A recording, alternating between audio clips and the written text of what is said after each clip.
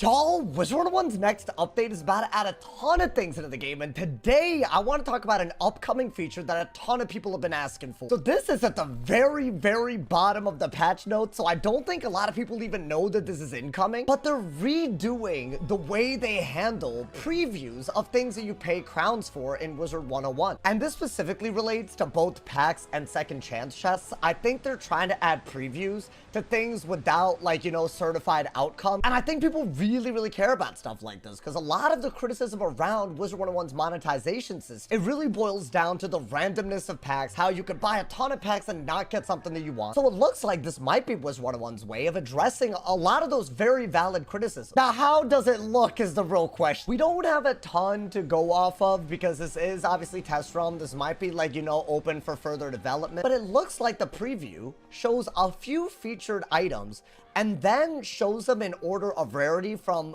most rare to least rare through a bunch of pages. Now, what's actually really cool about this is that for the second chance chest specifically, they also do it in such a way where the drop pool only shows what your level and what your school can get from it. That way you're not opening a chest thinking that you're gonna get something that you're literally not able to wear or you're not high enough level to use right away. But based on the visuals that we've gotten, right, we see the first page full of epic items. As you go a few more pages, you start looking at ultra rare items. By page 12, you start looking at uncommon items, and then at the very end, there's common items. Now, this is way more transparency than we've ever received before, and there are signs they're trying to make this rarity system even more apparent when you, I guess, open up a preview for a pack or a second chance chest. The patch notes make it clear that they're gonna alter the background of items based on rarity and second chance chests. That way, visually too, you can tell, oh, this is a very epic item, but a rare item that I can get from this. Oh, this is maybe a more common item that I can expect out of this. Now, while I do appreciate the transparency of that new system,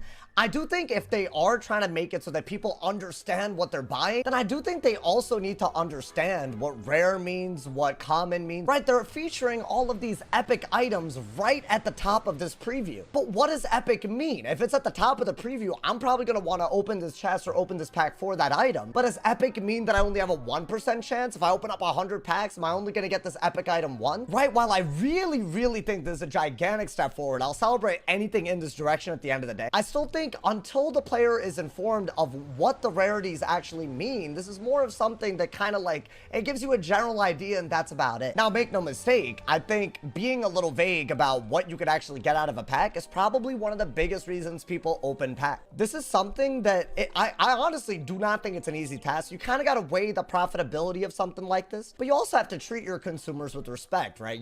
For example, I think a very good example of this, unlike many other packs in the game, one pack in particular, the Primeval Horde pack, the stat mounts that it drops, oh my god, are they game changing in both PvE and PvP? But as good as they are, just like every other pack, that's the situation with every other pack, you don't need to buy it in order to guarantee a competitive advantage in PvP. You don't need it to do every good setup in PvE. It's clearly something that you will buy, you might buy packs for, because you might be able to do something cool with it. It's a great example of a pack where some people just might not buy it if they have accurate information about how rare the one or two things they're trying to get from the pack are. And I've heard horror stories about people opening up hundreds and hundreds of these and never getting the permanent stat boost mount that they want. And with this new pack preview change, which is again really cool, what I think would end up happening is on the first page they would feature a bunch of these stat mounts and say that they're extremely rare, say that they're epic rarity. But how different is the outcome at that point, right? You still don't know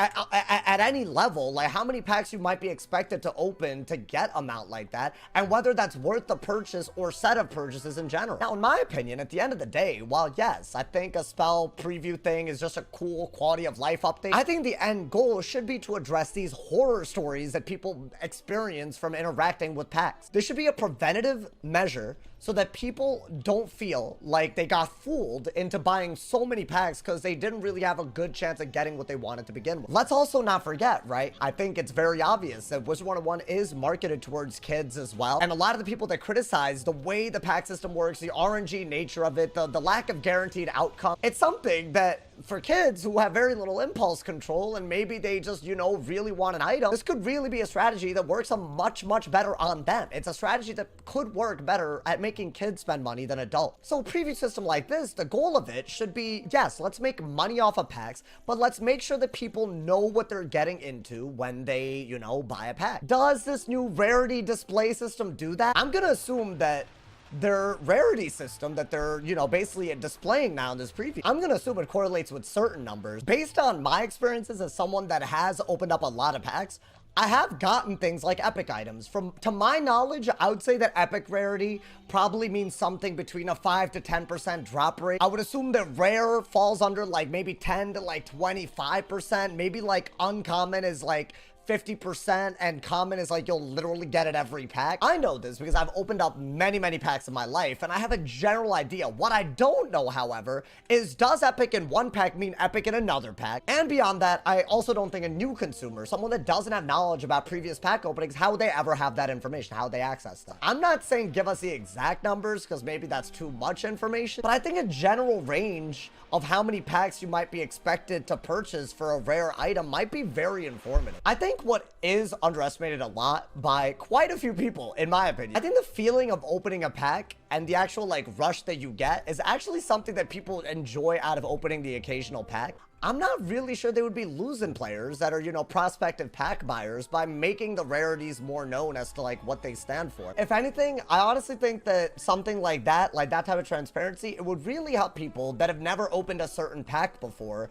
and maybe are doing it specifically so that they can do other things in game like PvP, right? By giving them the information to maybe get more of the items that they need from packs, they might actually buy a different combination of packs and they might spend more time doing stuff in game as a result of that, right? Even a loss in terms of what you might not sell in packs when people know more about what they're buying, it still would probably translate to in-game playtime in a way where I think it's justified. Hopefully I explained that logic well, because I do think there's probably a benefit to them keeping it somewhat vague what you're gonna get from a pack so that there's that mystery when you're buying. But I think if they're gonna add this rarity system in the preview, I'd love to just have a general idea of what that means. Overall though, y'all, this is a really cool like development for Wizard101 in my opinion. I think right behind the membership paywall, I think most people are like, yo, packs can be kind of wild. Like, why do we not know more about what you're getting into when you're buying a pack? Regardless of whether they let us know what epic rarity, what uncommon rarity, what all of that means, I still think this is amazing that they're even considering putting this in a test run patch this big. I'd love to know what y'all think about this. Do y'all think that this is the right step forward? What other things would you add to a pack preview so you feel better about buying a pack